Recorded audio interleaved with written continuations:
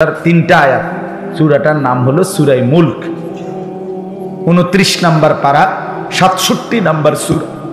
কোরআন শরীফের অত্যন্ত ফজিলতপূর্ণ একটা সূরা। রাসূলুল্লাহ সাল্লাল্লাহু আলাইহি ওয়াসাল্লাম বলেন, যে ব্যক্তি নিয়মিত এই সূরাটি তেলাওয়াত করবে, আল্লাহর নবী সাল্লাল্লাহু আলাইহি ওয়াসাল্লাম বলেন, তুনজিহি মিন আযাবিল কবর, এই সূরাটা তাকে কবরের আযাব থেকে মুক্তি দিবে। এই সূরা কবরের আযাব থেকে মুক্তির একটা রক্ষা কবচ।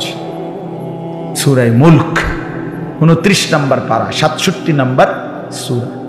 আমার বাপ, একটা মিনিট শুধু বুঝেন, রাসূলুল্লাহ সাল্লাল্লাহু আলাইহি সাল্লাম অসংখ্যবার উম্মতের কাছে কবরের আযাবের ব্যাপারে সতর্ক করছে, সতর্ক করেছে।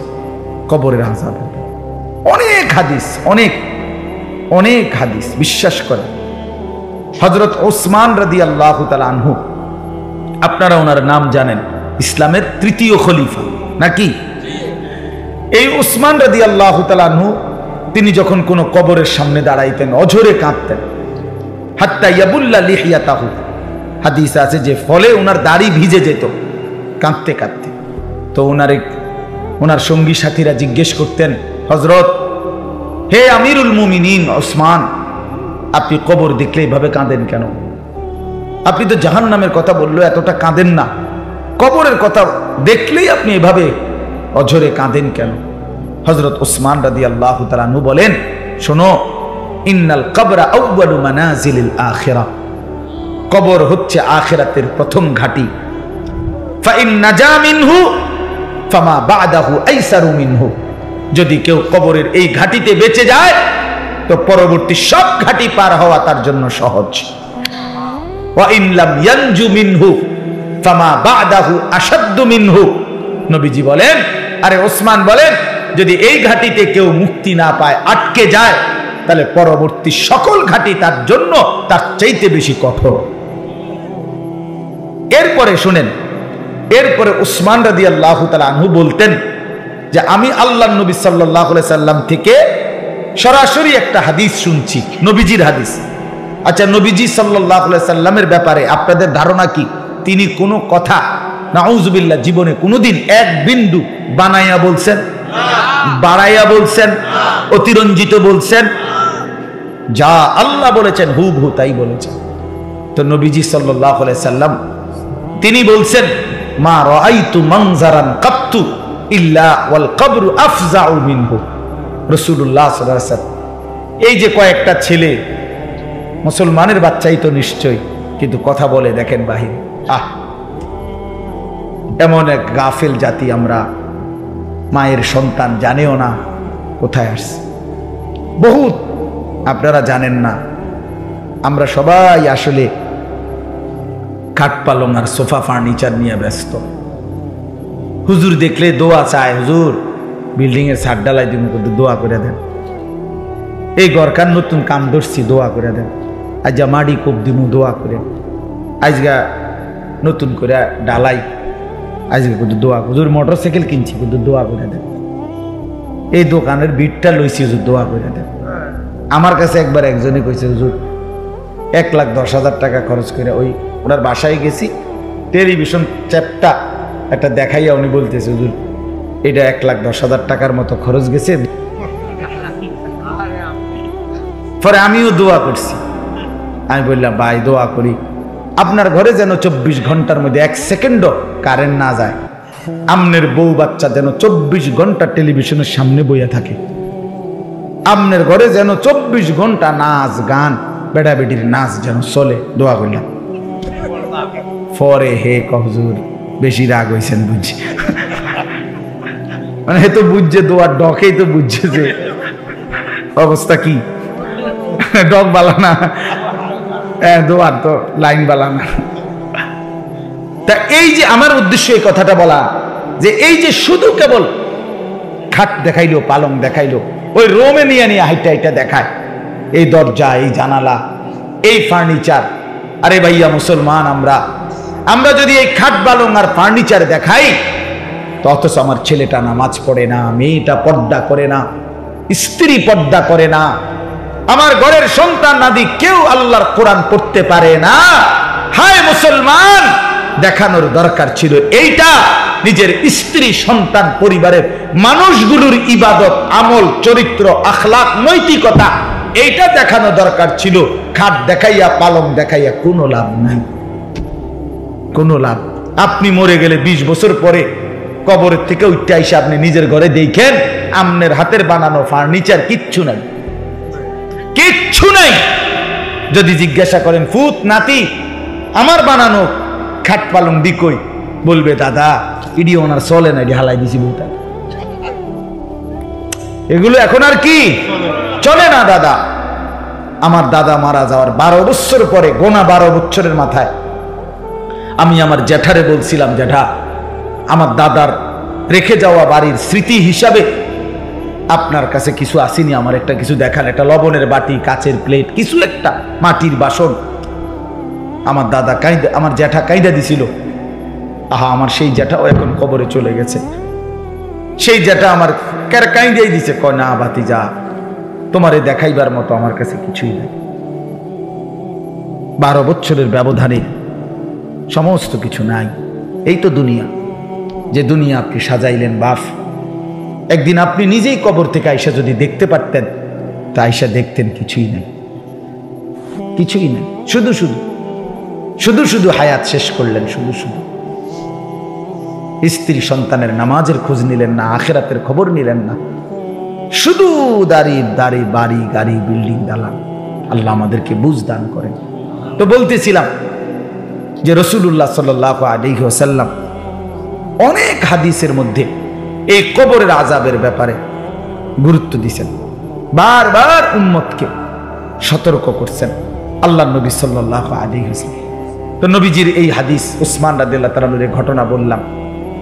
এরপরে শুনেন, হযরত বারা ইবনে আযিব রাদিয়াল্লাহু তাআলা আনহু একজন সাহাবী, উনি বলেন আমরা একদিন নবীজির সাথে এক সাহাবীর জানাজায় গেলাম। আমি দেরি করব না, এই অল্প সময় শেষ করে দিচ্ছি। জানাজায় গেলাম, তো এই সাহাবী বলতেছেন আমরা নবীজির সাথে জানাজায় গিয়ে, ওই সাহাবীর জানাজা এখনো পড়ে নাই নবী, আগে গিয়া নবীজি কবরের সামনে একটু দাঁড়াইছে, খালি কবরটার সামনে আর কি। তো হযরত বারা ইবনে আযিব বলে আল্লাহর নবী সাল্লাল্লাহু আলাইহি সাল্লাম কবরটার সামনে দাঁড়াইয়া অঝরে কতক্ষণ কাঁদছে, কবরের দিকে তাকায়।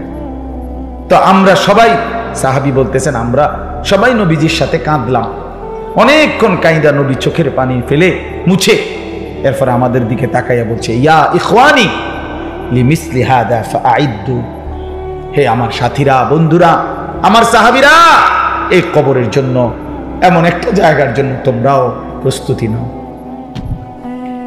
ফাআইদ্দু, সবাই রেডি হও এই কবরের জন্য, এই কবরের জন্য। এভাবে আল্লাহর নবী কবরের দিকে তাকাইয়া কাঁদছে। আমার বাপ আল্লাহর নবী সাল্লাল্লাহু আলাইহি সাল্লাম 5 ওয়াক্ত নামাজের পরে নবীজি যে কয়েকটা বিষয়ে নিয়মিত দোয়া করতেন প্রত্যেক নামাজের পরে, এর মধ্যে একটা ছিল এটা, আল্লাহুম্মা ইন্নী আউযু বিকা মিন আযাবি জাহান্নাম ওয়া মিন আযাবিল কবর ওয়া মিন ফিতনাতিল কবর ওয়া মিন ফিতনাতিল মাসীহিদ দাজ্জাল ওয়া মিন ফিতনাতিল মাহইয়া ওয়াল মামাত। এই দোয়াটা নবীজি 5 ওয়াক্ত নামাজের পরে করতেন। এর মধ্যে একটা অংশ হলো যে আল্লাহ আমি কবরের আযাব থেকে পানাহ চাই। অথচ রাসূলুল্লাহ সাল্লাল্লাহু আলাইহি সাল্লামের এক যাররা বিন্দু পরিমাণ কোনো গুনাহ নাই, আছে কি? কথা বলেন না কেন? 100টা কোনো গুনাহ, তিনি মাসুম, তিনি নিষ্পাপ, তিনি নিষ্পাপ। হাসরের ময়দানে আল্লাহ তাআলা নবী সাল্লাল্লাহু আলাইহি সাল্লামের অগণিত মর্যাদা আল্লাহ দান করছেন, দিয়ে রাখছেন।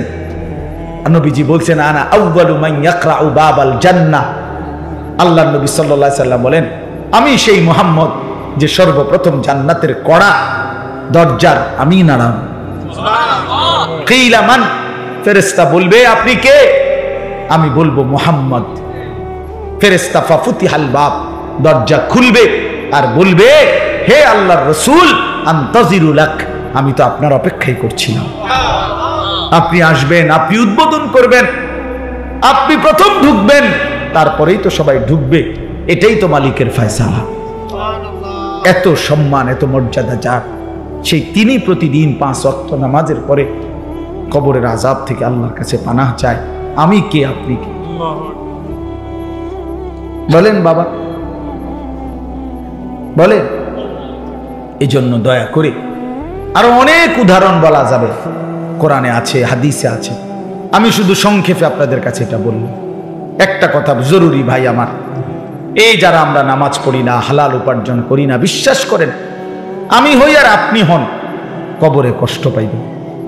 আখিরাত তো আছেই, হাসরের ময়দান তো আছেই কষ্ট, জাহান্নামের আযাব তো আছেই, কবরেও সাংঘাতিক আযাব হবে। আল্লাহর নবী সাল্লাল্লাহু আলাইহি সাল্লামের হাদিস একেবারে স্পষ্ট, আমার কাছে এই গাড়ির মধ্যেও কিতাবটা আছে।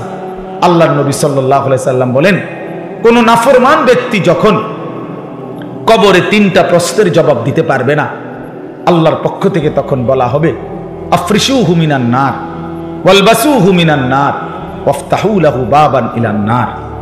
আল্লাহর পক্ষ থেকে বলা হবে, নাফরমানের কবরে জাহান্নামের বিছানা বিছিয়ে দাও, জাহান্নামের পোশাক পরিয়ে দাও, জাহান্নাম বরাবর দরজা খুলে দাও। ফেরেশতারা এই 3টা কাজ করে সরে আসবে। এই ফেরেশতারা, আল্লাহ রাসূল সাল্লাল্লাহু আলাইহি সাল্লাম বলেন, নতুন আরেকজন ফেরেশতা আসবে এই নাফরমানের কবরে। আয়েশা, ইউদরাবু বিমিতরাকাতিন মিন হাদিদ। তখন এই ফেরেশতা এসে এই নাফরমানকে লোহার মুগুর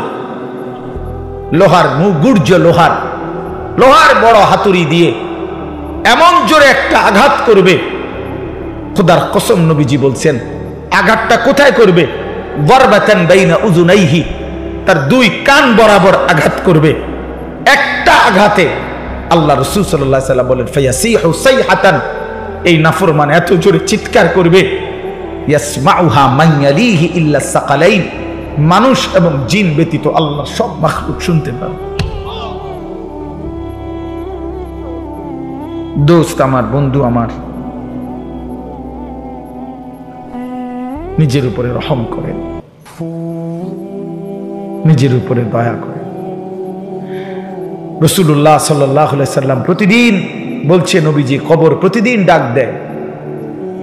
কবর ডেকে ডেকে সবাইকে বলে, দুনিয়াবাসী, আনা বাইতুদ দুধ, আমি পোকামাকড়ের ঘর। আনা বাইতুল ওয়াহদা, আমি একাকী ঘর। আনা বাইতুল গুরবা, আমি অপরিচিত ঘর। আমার কাছে আইলে কেউরে চিনবা না, কাউরে পাইবা না। রাসূলুল্লাহ সাল্লাল্লাহু আলাইহি সাল্লাম বলেন, কোন নাফরমানের কবর যখন তাকে রেখে ফেরেশতারা চলে যাবে, কবর তখন তাকে প্রথম মিনিটেই এমন একটা চাপ দিবে, ডান পাশের মাটি বাম দিকে, বাম দিকের মাটি ডান পাশে। আল্লাহর কসম, নবীজির এই হাদিসে রাসূলুল্লাহ সাল্লাল্লাহু আলাইহি সাল্লাম বলছেন, এতে করে ডান পাশের হাড্ডি পাঁজর ভাঙ্গা বাম দিকে ঢুকে যাবে, বাম দিকের গুলো ডান দিকে ঢুকে যাবে। বন্ধু আমার, আমি দেখাই, আমরা তো ছাত্র জীবনে ওস্তাদের কাছে পড়ছি ভাই আমার। রাসূলুল্লাহ বলেন, হাত্তা তাখতালিফা আদলাউহু, তার 2 পাশের হাড্ডিগুলো এইভাবে 2 আঙ্গুল যেভাবে ঢুকে গেছে, এইভাবে একটা একটার সাথে ঢুকে যাবে। খোদার কসম, আল্লাহর কসম। যদি বলো রাসূলের কথা মিথ্যা, তাহলে আমি আর কার কথা বলতাম? বলেন, যদি বলি আল্লাহর কথা মিথ্যা, তাহলে আর কার কথা বলতাম? কোরআন শরীফে আছে, আল্লাহ বলছে, ফাবি আইয়ি হাদিসিন বাদাহু ইউমিনুন। আমার বান্দা, আমার এই কোরআনের কথার চাইতে আর কোন কথা বললে, এর চাইতে দামি আর কি বললে বান্দা তুমি আমার কথা বিশ্বাস করতা? খোদার কসম, এটা আয়াত কোরআন শরীফ, এই 29 পারাতে আয়াত এটা আছে। ফাবি আইয়ি হাদিস বাদাহু ইউমিনুন। এই কোরআনের পরে আর কোনটা বললে, আর কোন কিতাব নাজিল করলে বান্দা আমার কথা মানতে? বলো না ভাইয়া আমার, বাপ আমার, বলেন কেন নামাজ পড়েন? কেন নামাজ পড়েন? অনেক মানুষ আপনারা এখানে বসছেন, নওজোয়ান তোমরা, অনেক ছেলে, চেহারা দেখলেই বোঝা যায় বন্ধু সারাদিন একটা সেজদা দাও না। আরে বেনামাজি, তোর চেহারা দেখলেই চিনা যায়। বেনামাজি নির্লজ্জ, বেনামাজি অসভ্য, বেনামাজি গাদ্দার, গাদ্দার, গাদ্দার। বেনামাজি বেয়াদব, বেনামাজি চূড়ান্ত বেয়াদব, অসভ্য অসভ্য অসভ্য হাইওয়ান। এটা জন্তু জানোয়ার ছাড়ার কিচ্ছু না। আল্লাহ তাআলা মানুষের শরীর বানাইছে সেজদার জন্য, নাই তো কোমর বাঁকা হওয়া, হাঁটু ভাঙ্গা, কোনুই ভাঙ্গার কোনো দরকার ছিল না বাতের লাগিয়া। খানা খাওয়াইতে এত কিছু লাগে না। গরু ছাগল জন্তু জানোয়ারে আল্লাহ তাআলা এত আইটেম দিয়ে খাওয়াইছে না, এমনি খাওয়া। আমার ভাই, আমার বন্ধু, কেন নিজের উপরে জুলুম করছেন? আমি এক কষ্ট করে আমার এই মাওলানা ইমাম আমারে যে দাওয়াতটা দিছে, বিশ্বাস করুন অনেক পেরেশানি করতে হয়, কতবার যে ফোন দিছে হয় যেন টাইম মতো আসতে পারি। নিজের অনেক ব্যস্ততা, ফজরের পর থেকে বয়ান শুরু। আমি গতকাল সন্দ্বীপ ছিলাম, ফজরের পরে ওইখানে বয়ান করে এরপরে স্পিড বোট হইয়া আইসা আরো কত ছোটখাটো কাজ সারছি, আরো দুইখানে বয়ান করছি। টাকার জন্য না বাপ, আপনি খবর নিয়ে চাই। সব মানুষকে এক ধরনের পাল্লায় মাপা না। আমি এক ফেরিওয়ালা, স্বাভাবিকভাবে অস্থিরতা বোধ করি খুব, যে আমার এই নওজোয়ান ছেলেগুলো নামাজ পড়বে, ইসলামের জন্য দ্বীনের পক্ষে থাকবে, এদের দুনিয়া সুন্দর হবে, আখেরাত সুন্দর হবে। এই জন্য আজকে রাত গভীরে বললাম, এই আমরা প্রত্যেকেই কবরের আযাব থেকে বাঁচার চেষ্টা করি, নাই তো কষ্ট হবে বাপ। কোরআন শরীফে আছে আল্লাহ ফেরাউন এবং তার বংশধরের ব্যাপারে বলছে, আন্নারু ইউরাদুনা আলাইহা গুদুওয়ান ওয়া আশিয়া। আল্লাহ তাআলা বলেন ফেরাউন আর তার দল বলের কবরে প্রতিদিন সকাল সন্ধ্যায় আগুন পেশ করা হচ্ছে, আগুনের শাস্তি হচ্ছে। কোরআন শরীফের আয়াত, আল্লাহর কসম। আল্লাহ বলছেন আন্নারু ইউরাদুনা আলাইহা, জাহান্নামের আগুন পেশ করা। শুধু কবরের কথা বললেই সারা রাত বলা যাবে, এরপরে তো জাহান্নাম সামনে আসে। এটা তো বিচারের আগে, বিচারের ময়দান তো হাসরের মাঠ। জেলখানার মধ্যে তো আসামি ধরে নিয়ে জায়গা, এরপরে না মামলার শুনানি চলে। রায় হয়তো কোনো কোনো মামলার 2 বছর পরে, কিন্তু সে তো হাজতে ঢুকে গেছে, সে তো কারাগারের কষ্ট ভোগ করতেছে। বুঝেন নাই কথাটা আমার? তো মামলার হিয়ারিং তো চলে পরে, আস্তে আস্তে 15 দিন পরে, 20 দিন পরে, 40 দিন পরে মামলার আবার কি পরে ডেট পরে, এমনি এমনি শুনানি চলে। কিন্তু হেঁটে তো জেলখানা, শাস্তি তো চলতেছে, কারাগারের কষ্ট তো চলতেছে। তো আল্লাহ তাআলা বলে বান্দা বিচারের ময়দান তো সামনে, হাসরের মাঠ, কিন্তু আযাব তো শুরু হয়ে গেছে কবর থেকেই, কবর থেকে। এই জন্য আমরা প্রত্যেকে ইনশাআল্লাহ, এই যে কয়জন, আমার এত মানুষের দরকার নেই, আমি ইমামের কাছে বলছি যদি 2 জনও শুনে বেটা কোনো অসুবিধা নাই বেটা। ফেরিওয়ালার একটা নিয়ম মনে রাখেন, আমি এই জন্যই বললাম আমি এক ফেরিওয়ালা। ফেরিওয়ালার নিয়ম হলো, ফেরিওয়ালা বলতেই থাকে রাস্তার এই মাথার থেকে ওই মাথা পর্যন্ত, সে বুঝে আমার মাল কেউ না কেন, কোনো ঘর থেকে কোনো মহিলা পুরুষ ডাক না দোক, আমি আমার কথা আমি বলতেই হবে। এই ওলামায়ে কেরাম ফেরিওয়ালা, আপনাদের কাছে ফেরি করছি আমরা আখেরাত, পরকাল কেউ গ্রহণ না করলেও কোনো অসুবিধা নাই। কোরআন শরীফে স্পষ্ট আল্লাহ পাক আমাদের জন্য একটা অসাধারণ সান্ত্বনা আছে, মজার বিষয় আছে আমাদের জন্য। আল্লাহ কোরআনে নবীকে বলছে, বন্ধু আপনি দিবানিশি আল্লাহর কথা বলে যান, বলে যান, তবে শুধু এতটুকু মনে রাখবেন, কেউ গ্রহণ করুক আর না করুক, আপনারে যেটা প্রতিদান নেকি এটা বরাবর 100-100। আমার মাল চলক বা না চলক এটা আমি বুঝি, আমনের যেটা আমনের প্রফিট আমনের দিয়ে দেবো বাবুরে, আমার মাল আমি পরে চিন্তা করব। সুবহানাল্লাহ।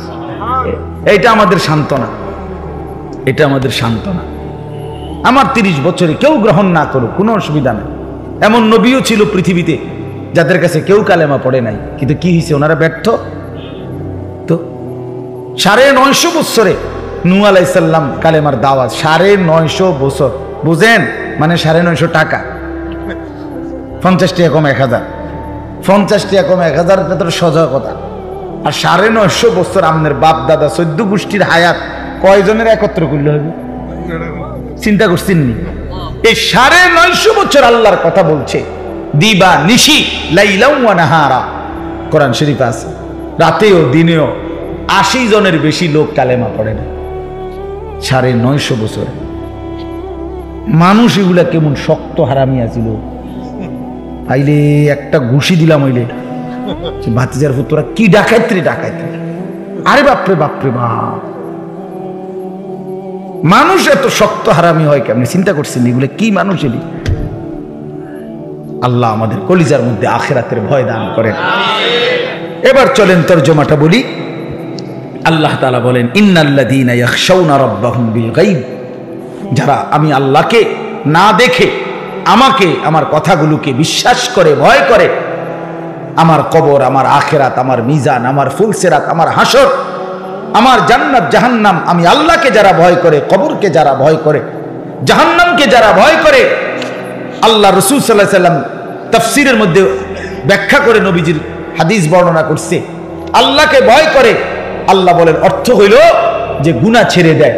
একটা সহজ কথা মনে রাখবেন, যে গুনাহ বর্জন করে সে আল্লাহকে ভয় করে, যে আল্লাহকে ভয় করে সে গুনাহ বর্জন করে। এটা কাগজের এই পিঠ ওই পিঠ, এই পিঠ থাকলে এই পিঠ থাকবেই, এই পিঠ রাখতে হইলে এই পিঠ রাখতেই হবে, অর্থাৎ এই দুইটা আলাদা করা যায় না। কাজে যে আল্লাহকে ভয় করে সে গুনাহ থেকে বিরত থাকে, যে গুনাহ থেকে বিরত থাকে সে আল্লাহকে ভয় করে। এজন্য গুনাহ এবং নাফরমানির মধ্যে লিপ্ত চুরি, ডাকাতি, জিনা, ব্যভিচার, মদ, জুয়া, সুদ, ঘুষ, বেপর্দা, বেহায়াপনা, নাচ, গান, হালাল হারামের মিশ্রণ, এইটা যার জীবনে, এ যদি মাইক দিয়েও শিক্ষার দিয়া বলে আমি আল্লাহকে ভয় করি, তুই বেটা মিথ্যাবাদী, মিথ্যাবাদী, মিথ্যাবাদী বেটা, ঠকাবাজ বেটা, প্রতারক।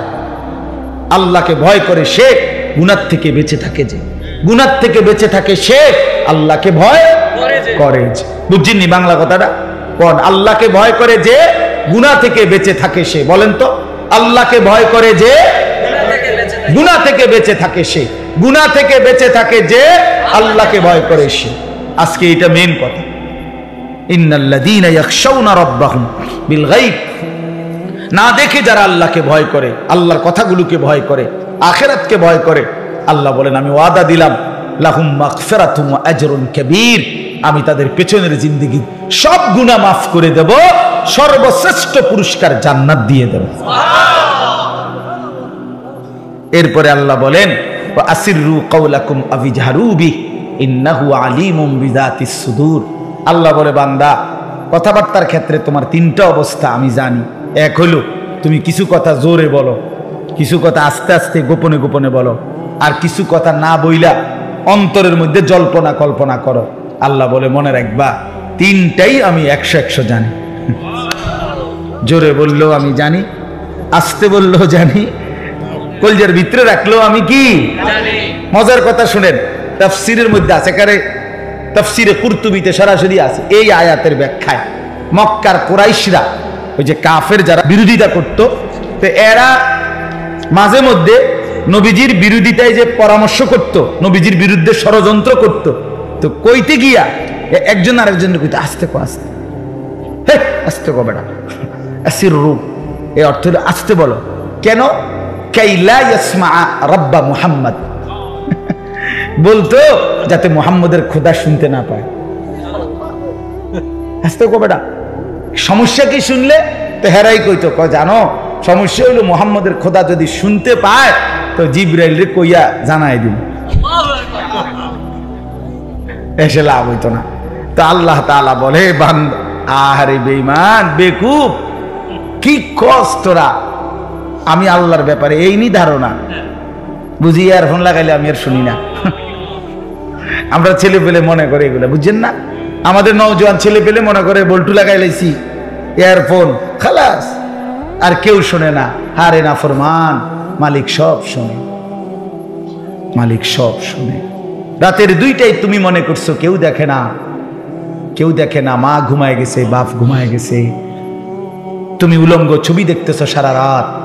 হাই যুবক, খোদার কসম, আল্লাহ ডাক দিয়ে বলে আলা ইয়ালামু মান খালাক, বান্দা যে সৃষ্টি করেছে সে জানবে না সে দেখবে না, এটা কেমনে ভাবো? কেমনে ভাবো?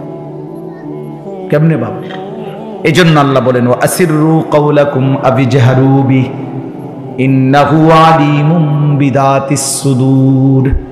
বান্দা আস্তে বলো কিংবা জোরে বলো, অথবা অন্তরের ভিতরে যা লুকিয়ে রাখো, আমি আল্লাহ সব কিছু পুরাপুরি জানি। জানে কিনা? আল্লাহ থেকে আড়াল করা যাবে কিনা? আলা ইয়ালামু মান খালাক। আল্লাহ বলে, বান্দা একটা যুক্তি শুধু শুধু, যিনি সৃষ্টি করলেন তিনি জানবে না, এটা কেমনে ভাবলা? এটা যিনি বানাইলেন তিনি বুঝবে না কোনখান দিয়া কথা বলে, এটা জানে না। শুধু কোম্পানি যদি না জানে তো তুমি নি জানো? তো বানানে ওয়ালা মালিক আল্লাহ, তিনি বলেন আলা ইয়ালামু মান খালাক, যিনি সৃষ্টি করলেন তিনি বুঝি জানবে না। কেমনে ভাবলা যুবক? কেমনে ভাবলা মা বোন? কেমনে ভাবলেন বাবা? আল্লাহ জানবে না? আল্লাহ বলেন আলাম ইয়ালাম বিআন্নাল্লাহা ইয়ারা। আল্লাহ বলে, বান্দা তুমি জানো কি, আমি কিন্তু তোমাকে সারাক্ষণ দেখি। কতক্ষণ? কতক্ষণ? আবার বলেন, আল্লাহ দেখেন কতক্ষণ? সারাক্ষণ। রাত 2টা, দিনের 2টা আল্লাহর কাছে বরাবর। আল্লাহ অন্ধকারে যেমন দেখে, আলোতে তেমনই দেখে। দেখে না? 7 আসমানের উপরে যেই ফেরেশতা হাঁটে, 7 তবক জমিনের নিচে যেই পিঁপড়া হাঁটে, আল্লাহ বলে বান্দা 2টাই আমি এক নজরে বরাবর দেখি। বরাবর দেখি। আমারে ফাঁকি দিবা কেমনে বান্দা? কেমনে ফাঁকি? আল্লাহকে ফাঁকি দেওয়া যায় না। চলে, কথা শেষ। রাত গভীরে আমরা সবাই মিলে আখিরাতের ভয় করে, জাহান্নামের ভয় করে, নিজের কবরের কথা মনে করে, মৃত্যুর কথা মনে করে গুনাহ ছেড়ে দেওয়ার এক সিদ্ধান্ত নেই। বলেন ইনশাআল্লাহ। যুবক ছেলেরা, ভাই, হাত জোর করে বন্ধু আমার আমি অনুরোধ করলাম, নামাজ পড়ো, নামাজ পড়ো ভাই। আজকে একটা আশ্চর্য কথা শুনে, এই শেষ কথাটা, সন্দ্বীপ অর্থাৎ আমি যেখান থেকে আসছি আজকে, ওখানে আমি প্রতি বছরই যাই। ওটা একটা দ্বীপ এলাকা, বাংলাদেশের একবারে শেষ ওইদিকে, চট্টগ্রামের। স্পিডবোট দিয়া বঙ্গোপসাগর পার হইয়া যাইতে হয়, এমনি কোনো গাড়ি নেই। তো ওইখানে গত বছর আমরা দেখে আসছিলাম হালকা, এবছর হয়েছে ফজরবাদ। ওই পুরো উপজেলার শত শত ছেলে, কিশোর, তরুণ, যুবক, ওরা এদের একটা সংগঠন বানাইছে। সংগঠনটার নাম হলো ফজর ক্যাম্পেইন। অর্থ হলো ফজরের নামাজের জন্য গণসংযোগ। অর্থাৎ এরা 4টা ছেলে, 4-5টা ছেলে একদিন গত বছর তারা সাগরের পারে ফজরের নামাজের পরে ডেইলি তারা 4-5 জন ছেলে, নামাজি ছেলে, হাঁটতে যায়। একদিন তাদের একটা ছেলে, কালকে আমি আজকে দেখছি তা করে সকালে, তাই বলতেছে, এই যে আমরা যে ডেইলি ফজর পড়ে হাঁটি, তা আমরা এমনি না হাইটার, আমরা তো আমাদের কয়েকজন বন্ধুদের ঘরের সামনে হাইটা গিয়া তা করে তো নামাজের জন্য উঠাইতে পারি ফজরের নাম। চলো আমরা একটা ক্যাম্পেইন করি। ইংরেজি শিক্ষিত ছেলে, মাদ্রাসার না, এরা কলেজের ছেলে। তারপরে বলছে যে তাইলে আমরা এইটা সিদ্ধান্ত নেই, লও আমরা ফজর ক্যাম্পেইন করবো, মানে ফজরের জন্য গণসংযোগ করব সকালবেলা। তো তাহলে এইটা সিদ্ধান্ত, এটা আমগো নাম এবং এই ফয়সালাটা এটা আমরা লিখি। তো লিখতে গেছি, এখন তাকে কাছে কাগজ নাই, 4 জনের কাছে। তো একজনের কাছে একটা কলম ছিল, কাছে তো একটা কলম পাইলাম। ওই বলছে আমার সামনে আইকে, সব মানুষের সামনে। এরপরে বলতেছে, হুজুর আমরা তো সাগরের পারে একটু হাঁটলাম, হাইটে একটা সিগারেটের প্যাকেট, ফেলে দেওয়া প্যাকেট, আর সিগারেটের প্যাকেট এইটার উল্টা পিঠে না সাদা আছে না, মানে উল্টাইলে এই উল্টা পিঠে এই কাগজ এটা লইছি যে এটাতে লিখি, এইটার মধ্যে লেখা শুরু করছি। আজকে পুরা সন্দ্বীপ উপজেলার মধ্যে শত শত কিশোর, তরুণ যুবক ফজরের নামাজ জামাতে পড়ে। আজকে ফজরবাদ তাদের আলাদা বয়ান হয়েছে, মানে তাদের মাহফিল তারা করছে ফজরবাদ। আমি ফজরের পরের শ্রোতা দেখা পাগল হয়ে গেছি, মানে অবাক। শত শত ছেলে সাইকেল, মোটর সাইকেল, সিএনজি দিয়ে আসছে ফজরের নামাজের পর। মনে যেন জীব করতে গাইল। এই জন্য ভাই আমার, যুবক উদ্যোগ নিলে অনেক কিছু করতে পারে। এই সমাজ যদি যুবকরা ভালো করতে চায় সেটাও পারবে, আবার মদের আড্ডায় যদি ভাষায় দিতে চায় এটাও পারবে, এটাও পারে। নওজোয়ানের মধ্যে শক্তি আছে, সে চাইলে ভালোটাও করতে পারে, সে চাইলে মন্দটাও করতে পারে। এই জন্য সবগুলো যুবককে উৎসাহিত করলাম, তোমরা বাবারা আল্লাহর ওয়াস্তে নিজের ভালোর জন্য, ইসলামের জন্য, আখিরাতের জন্য, নিজের পরকালের জন্য চরিত্রবান হও। 5 ওয়াক্ত নামাজ পড়ো, বিশেষ করে ফজরের নামাজ। ইনশাআল্লাহ ফজরের নামাজ নিয়মিত পড়বে যারা, হাদিসের ভাষ্য মতে বোঝা যায় আল্লাহ তাআলা হকের বিজয় তাদের হাতেই তুলে দিবেন। আল্লাহ তাআলা আমাদের সবাইকে 5 ওয়াক্ত নামাজ পড়ার তৌফিক দান করেন। হারাম থেকে বাঁচেন, হারাম রোজগার করেন না। মাঝ বয়সীরা সুদের টাকা, কিস্তির টাকা, ঘুষের টাকা, ওজনে কম দেওয়া টাকা, এই কামাই ছেড়ে দেন, কামাই ছেড়ে দেন। মন্দ আখলাক ছেড়ে দেন, বিড়ি সিগারেটের বদ অভ্যাস যাদের আছে বাদ দেন। আমার একটা শুধু কথা মনে রাখেন, রাগ হইয়েন না, শুধু ইনসাফের সাথে ভাইবেন, দুর্গন্ধ কোন সুস্থ স্বাভাবিক মানুষের প্রিয় হইতে পারে না। যদি সে সুস্থ মানুষ হয়, বিড়ি সিগারেট দুর্গন্ধ, ঠিক কিনা বলেন না কেন? পেশাবের গন্ধ, পায়খানার গন্ধ কোন স্বাভাবিক মানুষ যে সুস্থ তার কাছে প্রিয় হইতে পারে না। অতএব বিড়ি সিগারেটের দুর্গন্ধ এটা কোন সুস্থ স্বাভাবিক মানুষের কাছে প্রিয়, পছন্দনীয়, তার ব্যবহারের জিনিস এটা হইতে পারে না। 2 নাম্বার কথা হলো, 60 বছর পর্যন্ত যদি এই বিড়ির, এটা তো আগুন, আগুনটাই নাকি দিয়া মুখে দিয়া বাইর করলেন, তো ফেরেশতা কবরে নিয়া গেলেই আমনের বলবে, চাচা আপনার ব্যাপারে আমার আইডিয়া আছে, আপনি সব সময় নাকে মুখে আগুনই বাইর করতেন, আগুনই ছিল আপনার প্রিয় বস্তু, আজ আপনার কবরে আগুনই ধরাই দিলাম। আগুনেই থাকেন, আগুনেই থাকেন, যেহেতু আগুনই তো আপনার কি ছিল, তো আজ কবরে কি ধরাই দিলাম, আগুন লাগাই দিলাম, যা থাকেন, আগুনই থাকেন। এই জন্য কষ্ট পাইবেন, কষ্ট পাইবেন, ফেলে দিয়েন না আমার কথা। অনেক মানুষ আছে চালাক, হ্যাঁ কয় ভালো, কথাটি ভালোই কইছে, মানলে তো ভালোই হইতো, আমরা লাগেই তো কইছে, বুঝি তো ফারি না। এই সমস্ত বাটফারি কথার, এসব সিটারি কথা বলবেন না। আমি হ্যাঁ মানলে কোথা এমনি কুমা কোথা ভালো কথা, কথাটি মানে এই সমস্ত কোথাইয়েন না, পারবেন আপনি ইনশাআল্লাহ। বলেন ইনশাআল্লাহ, বলেন ইনশাআল্লাহ। আপনার ভিতরে শরম আসুক আমি চাই। 60 বছরের বুড়া মানুষে কেমনি বিড়ি খায়?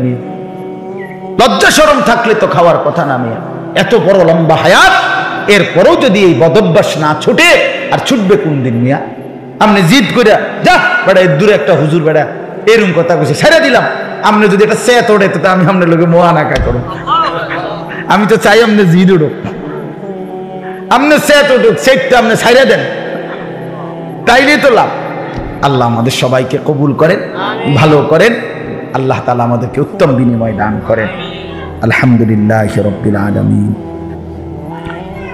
আল্লাহুম্মা আনতাস সালাম ওয়া মিনকাস সালাম, তাবারাকতা ইয়া যাল জালালি ওয়াল ইকরাম, ইয়া আরহামার রাহিমিন, ইয়া আরহামার রাহিমিন, ইয়া আরহামার রাহিমিন। মাওলায়ে কারীম আপনি মাফ করে দেন, রব্বে করিম আপনি মাফ করে দেন, মেহেরবান মাওলা আপনি মাফ করে দেন।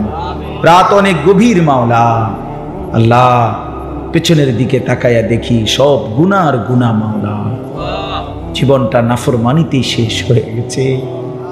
এ যেন জাহান্নামের আগুনে জ্বলছে জীবনে মাওলা। আজ রাত গভীরে কবরের আযাবের কথা মনে পড়লো মাওলা, জাহান্নামের আযাবের কথা মনে পড়লো। আল্লাহ আপনার কাছে ফরিয়াদ করছি, আপনার শাহী চৌকাঠে ভিখারির মতো হাত পাতলাম, আপনি মাফ করে দেন, আপনি মাফ করে দেন, আপনি মাফ করে দেন। আযাব দিলে মাওলা আপনার কোনো লাভ নাই, মাফ করে দিলে আপনার কোনো ক্ষতি নাই, মাফ করলে আপনার কমবে না, মাফ না পেলে আমাদের উপায় থাকবে না। আয় আল্লাহ আপনি মাফ করে দেন, আয় আল্লাহ আপনি মাফ করে দেন। আগামী জিন্দেগি সুন্দর করে দেন, ঈমান আমলের দৌলত দান করেন, তাকওয়ার জীবন দান করেন, আপনাকে ভয় করবার মতো জীবন দান করেন। গুনাহ থেকে বাঁচবার তৌফিক দান করেন, সেজদাওয়ালা কপাল বানিয়ে দেন, কাঁদনেওয়ালা চোখ বানিয়ে দেন, জিকিরওয়ালা জবান বানিয়ে দেন, মোহব্বতওয়ালা দিল বানিয়ে দেন, বন্দিগি সুন্নতওয়ালা জীবন বানিয়ে দেন। আল্লাহ সমস্ত কবরবাসীদেরকে মাফ করে দেন, কিয়ামত পর্যন্ত কবরের আযাব মাফ করে দেন, কবরগুলোকে জান্নাতের টুকরা বানিয়ে দেন, আপনার নূরে রহমত দ্বারা ভরপুর করে দেন। আল্লাহ আমরা যারা বেঁচে আছি আমাদের হায়াত সুন্দর করে দেন, আখলাক সুন্দর করে দেন, ঈমান আমলের দৌলত দান করেন, আগামী জিন্দেগি কাজে লাগাবার তৌফিক দান করেন, যুবক ছেলেগুলোকে নামাজি বানিয়ে দেন। আল্লাহ আমি ভিক্ষা চাইলাম মাওলা, আল্লাহ আমি ভিক্ষা চাই মাওলা, নওজওয়ানের সেজদা চাই মাওলা, নওজওয়ানের সেজদা চাই মাওলা, যুবকের গোলামি চাই মাওলা। আল্লাহ একটা যুবককে বঞ্চিত করেন না, একটা কিশোর ছেলেকে বঞ্চিত করেন না মাওলা। আল্লাহ প্রতিটা ছেলেকে নামাজি বানিয়ে দেন, নামাজি বানিয়ে দেন, চরিত্রবান বানিয়ে দেন, মোবাইলের আসক্তি থেকে বাঁচান, নারীর আসক্তি থেকে বাঁচান, মদ জুয়ার আসক্তি থেকে বাঁচান, পর্দার আড়ালের মা বোনদেরকে পর্দা পুশিদা দান করেন, আবেদা সালেহা বানান, মা ফাতেমা রাবেয়া বসরিয়ার মতো বানিয়ে দেন। আমার বাবা চাচা মুরব্বী বয়স্ক ওনাদেরকে বাকিটা হায়াত আরো বেশি নেক আমলের তৌফিক দান করেন, গুনাহের আড্ডা থেকে আল্লাহ বাঁচায় দেন। আল্লাহ উলামায়ে কেরামকে রহম করম করেন, তালিবে ইলমদেরকে কবুল করেন, মাদ্রাসা খানা কবুল করে নেন, আল্লাহ এই মাহফিল খানা কবুল করে নেন। আল্লাহ যে যেভাবে সহযোগিতা করেছে প্রত্যেককে উত্তম বিনিময় দান করেন, অসুস্থ বিমারে যারা শিফা করে দেন, কামাই রুজিতে হালাল বরকত দিয়ে দেন, প্রবাসে বিদেশে যারা সহি সালামতে নিরাপদে রাখেন। আল্লাহ যে যেই মাকসাদে দোয়া চেয়েছে প্রত্যেকের নেক মাকসাদ পূরণ করে দেন। আল্লাহ আমাদের জীবন সুন্দর করে দেন। রাত গভীরে মাওলা আবারও ফরিয়াদ করছি মাওলা, জীবনটা কাজে লাগাবার তৌফিক দান করেন, আমার দেশের উপরে খায়ের ও বরকত দান করেন, গোটা দেশকে নিরাপদ করে দেন। একজন ন্যায়পরায়ণ শাসক আমাদেরকে দান করেন, একজন ইনসাফগার শাসক দান করেন। আল্লাহ একজন ইনসাফগার শাসক দান করেন, একজন ন্যায়পরায়ণ শাসক আমাদেরকে দান করেন। আগামী জিন্দেগি সুন্দর করে দেন। আমরা ইসলাম নিয়ে বাঁচতে চাই মাওলা, আমরা সেজদা দিয়ে বাঁচতে চাই মাওলা। আমাদের সন্তান বংশধর ঈমান ইসলামের উপরে যেন টিকতে পারে এমন জমিন, এমন মাটি, এমন দেশ আমাদেরকে দান করেন মাওলা। গোটা পৃথিবীর মজলুম মুসলমানকে রেহাই দিয়ে দেন। গাজা, ফিলিস্তিন, লেবাননের মুসলমানকে বাঁচান মাওলা। ফিলিস্তিনের মুসলমানকে বিজয় দেন। ফিলিস্তিনি মায়ের আহাজারি মাওলা, ফিলিস্তিনি বাবার শাহাদাতের রক্ত যেন বিফলে না যায়। আল্লাহ আপনি কালেমার বিজয় দেন, হকের বিজয় দেন, মুমিনের বিজয় দেন। ইসরায়েলের ইহুদি বেঈমানদেরকে ধ্বংস করে দেন, ইসরায়েলের ইহুদি বেঈমানদেরকে ধ্বংস করে দেন। আল্লাহ আপনি আমাদের সবাইকে কবুল আর মঞ্জুর করেন। রব্বিরহামহুমা কামা রব্বায়ানি সগীরা। রব্বানা হাব লানা মিন আজওয়াজিনা ওয়া যুররিয়াতিনা কুররাতা আ'য়ুন ওয়াজআলনা লিল মুত্তাকিনা ইমামা। সুবহানা রাব্বিকা রাব্বিল ইজ্জাতি আম্মা ইয়াসিফুন ওয়া সালামুন আলাল মুরসালিন ওয়ালহামদুলিল্লাহ। আগামী 14ই ডিসেম্বর, আগামী মাসের 14 তারিখ আমার যেই মাদ্রাসা ক্যান্টনমেন্টের পাশে ময়নামতি সাহেবের বাজার বলে আর কি, সাবের বাজার মাদ্রাসায় আশরাফুল উলুম, ওই মাদ্রাসায় বার্ষিক মাহফিল। বাংলাদেশের অনেক বড় বড় ওলামা। আল্লাহ তাআলা আমাদেরকে আজ 20 নভেম্বর 2024 রোজ বুধবার কুমিল্লা সদর নিশ্চিন্তপুর বাইতুল আমান জামে মসজিদের উদ্যোগে আজকের এই বার্ষিক ওয়াজ ও দোয়ার মাহফিলে আল্লাহ তাআলাই আমাদেরকে আসবার বসবার আল্লাহর জন্যই জমা হওয়ার তৌফিক দান করেছেন। এজন্য সকলেই বলি আলহামদুলিল্লাহ। সবার কাছে বিনীত অনুরোধ হলো, দয়া করে নওজোয়ান ভাই তোমাদের কাছেও এবং বয়স্ক বাবা আপনাদের কাছেও আমরা সবাই মিলে আন্তরিকতার সাথে একদম মনোযোগ দিয়ে আল্লাহর কথা শুনি। এতে বাস্তবিক অর্থে ফায়দা হবে। আসলে কেউ মধ্যে যদি আন্তরিকতা থাকে, মনোযোগ দিয়ে শুনে, কোরআনুল কারীমের মধ্যে আছে যে আল্লাহ তাআলা এই কোরআনের মাধ্যমে তার জিন্দেগি পরিবর্তন করে। কোরআন শরীফে আছে আল্লাহ তাআলা বলেন, যালিকা হুদাল্লাহ, এটাই আল্লাহর হেদায়েত। মানে কোরআনকে লক্ষ্য করে আল্লাহ বলছে, ইয়াহদি বিহি মান ইয়াশা, এর দ্বারাই তিনি যাকে ইচ্ছে করেন হেদায়েত দিয়ে থাকেন। তাহলে বোঝা গেল কোরআনুল কারীমের মাধ্যমে আল্লাহ তাআলা তার বান্দাকে হেদায়েত দেন।